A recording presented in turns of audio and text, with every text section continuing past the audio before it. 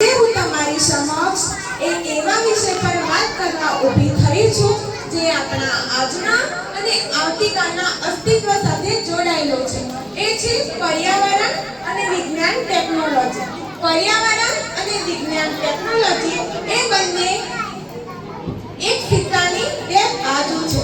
આપણે ઘણીવાર એવું લાગે છે કે પર્યાવરણ અને ટેકનોલોજી એકબીજાના દુશ્મન છે. જેમ જેમ ફેક્ટરીઓ વધી, પ્રદૂષણ વધ્યું, તેમ તેમ પ્રકૃતિને નુકસાન થયું. એ સાચી વાત છે, પણ એ ભૂતકાળ હતો. આજે સમય બદલાયો છે.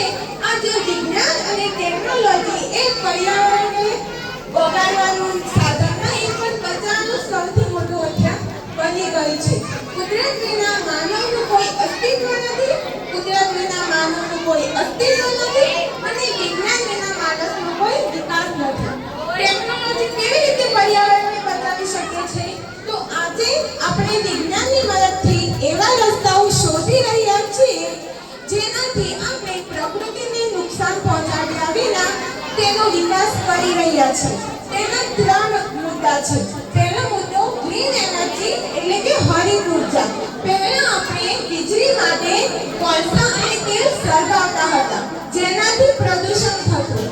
આજે સોલાર પેનલ એટલે કે સૌર ઉર્જા અને પવનચક્કી એટલે કે પવન ઉર્જા જેવી ટેકનોલોજીના કારણે આપણે પ્રદૂષણ મુક્ત વીજળી મેળવી શકીએ છીએ. બીજું છે ઇલેક્ટ્રિક વાહનો. રસ્તા પર ધુમાડા છોડતી ગાડીઓની જગ્યાએ હવે ઇલેક્ટ્રિક કાર અને બાઇક આવી ગયા છે, જે હવાને શુદ્ધ રાખવામાં મદદ કરે છે. ત્રીજું છે વેસ્ટ મેનેજમેન્ટ એટલે કે કચરાનો નિકાલ. પ્લાસ્ટિકના કચરામાંથી રસ્તા બનાવવા અને જે સડી શકે તેવું પ્લાસ્ટિક બનાવવા વિજ્ઞાન આપણને મદદ કરી રહ્યું છે. મિત્રો, વિજ્ઞાન આપણને સાધન આપી શકે છે, પણ તેનો સાચો ઉપયોગ કરવાનો માનવીને પોતે શીખવું પડશે. આપણી પાસે સ્માર્ટફોન અને એઆઈ જેવી ટેકનોલોજી હોય તો તેનો ઉપયોગ પર્યાવરણની જાગૃતિ ફેલાવવા માટે કરવો જોઈએ. આપણે ઇકો ફ્રેન્ડલી ટેકનોલોજી એટલે કે પર્યાવરણ અનુકૂળ તકનીકોને પ્રોત્સાહન આપવું પડશે.